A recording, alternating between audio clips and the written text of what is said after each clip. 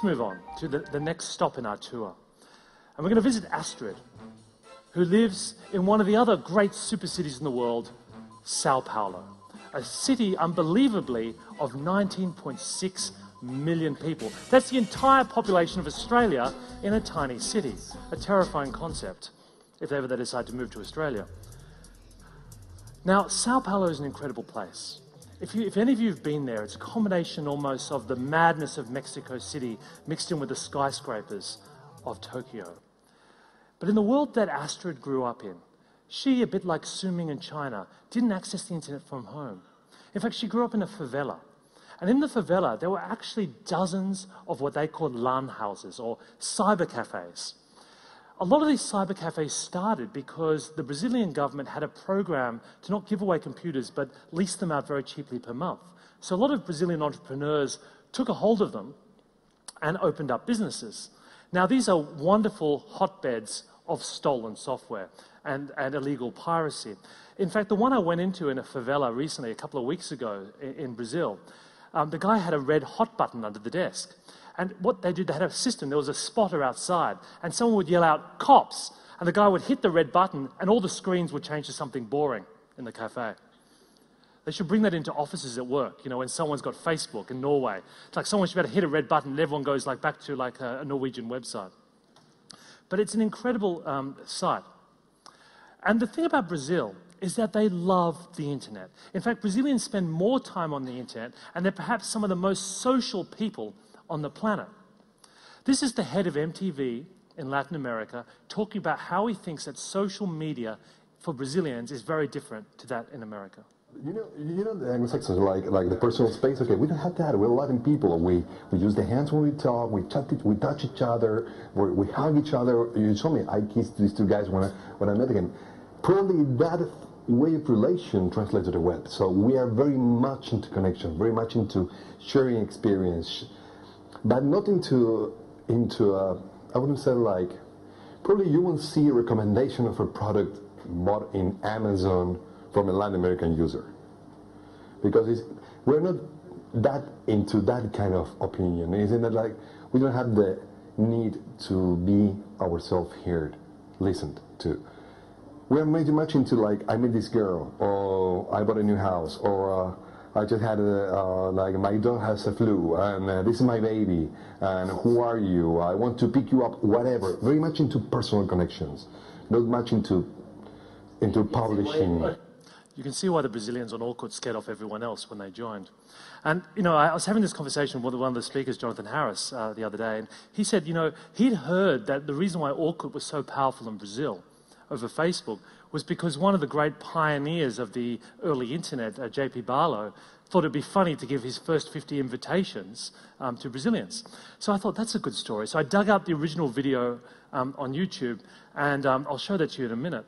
So you can see Orkut, the #1 Facebooking website, totally dominating the traffic is Brazil and India, you know. And in this, it's something like 90% penetration in these countries versus Facebook. This is J.P. Barlow talking about why Orkut really took off in Brazil. I had a young friend who worked for Google who was experimenting with social software. He was going to start up a social software site. And he gave out 100 invitations to 100 people who were all Silicon Valley nerds.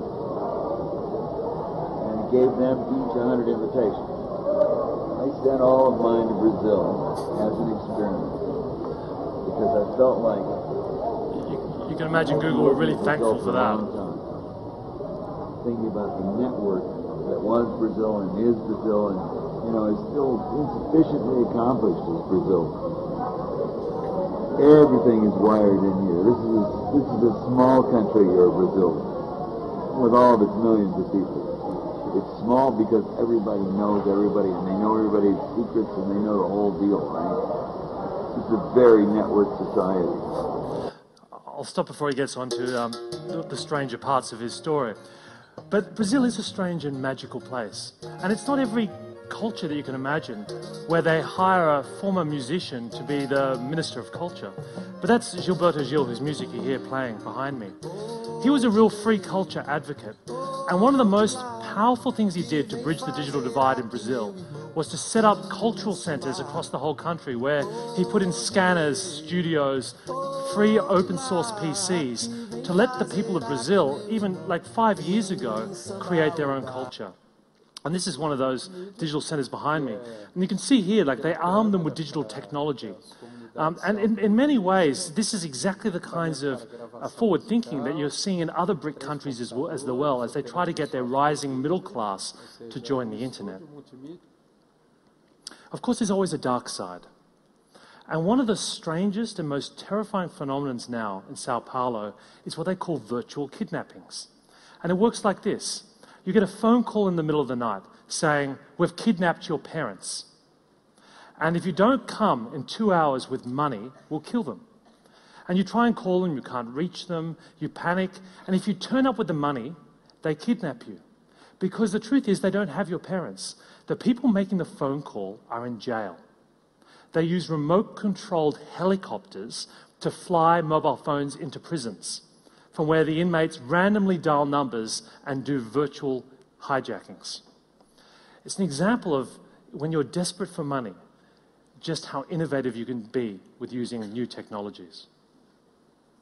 So let's leave Brazil and Astrid and visit the last person on our tour, Suresh. Suresh lives in another of the world's super cities, Mumbai, population 14.7 million people.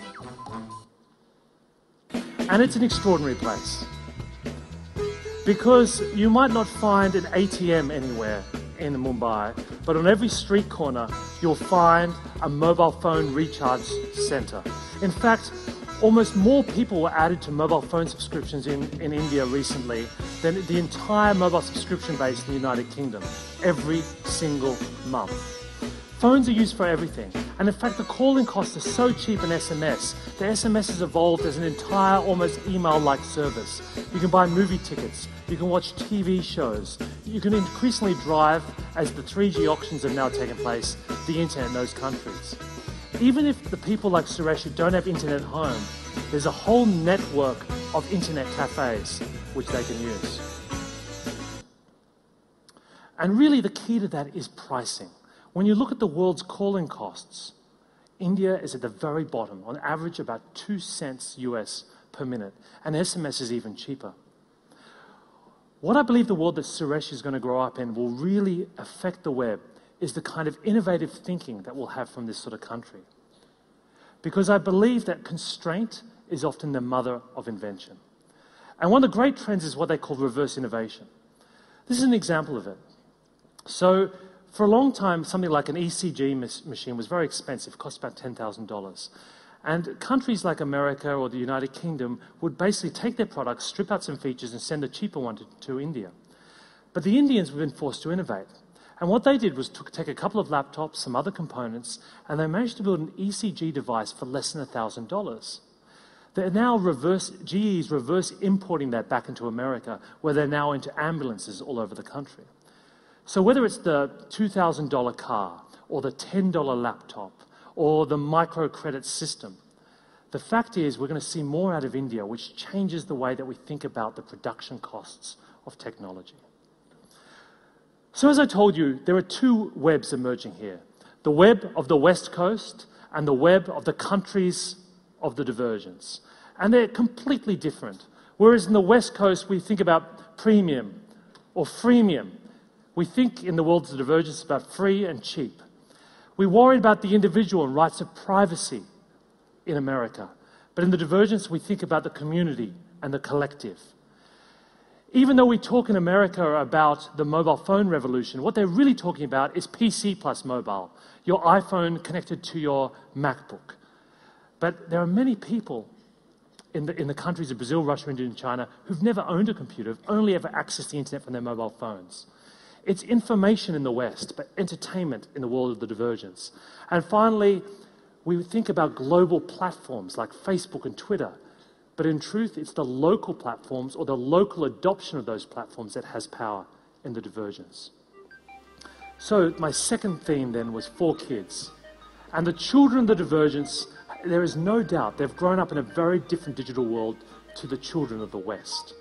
As they grow in numbers and influence, they will reshape globally what it means to be online.